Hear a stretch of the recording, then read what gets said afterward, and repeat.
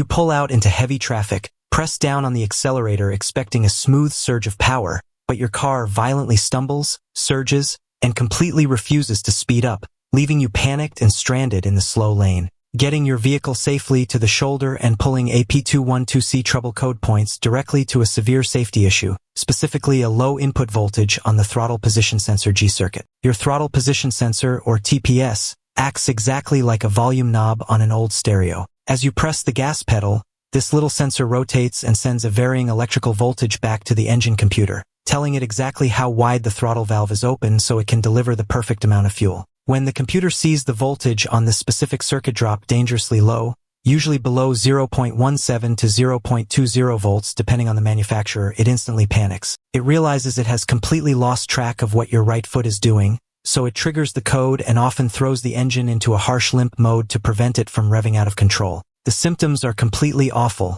ranging from a rough, surging idle to unexpected stalling right in the middle of an intersection. So, what actually causes this low voltage condition? Most of the time, the internal carbon tracks inside the throttle position sensor simply wear out from years of constant friction, creating a dead spot where the signal completely drops off. However, you should never blindly replace the sensor without checking the electrical connections first. The sensor relies on a steady 5-volt reference signal from the main computer. If the wiring harness is frayed and shorting out against the metal engine block, or if the plastic connector is loose and filled with green corrosion, that voltage will drop to 0 before it even reaches the computer. Grab a repair manual and use a multimeter to meticulously back probe the sensor wires while slowly sweeping the throttle by hand. If the voltage drops out or stutters and the wiring looks good, the sensor is toast. Also, keep in mind that on many vehicles, if you do bolt on a new sensor, it requires a very specific manual adjustment or a computer recalibration to set the new baseline voltage.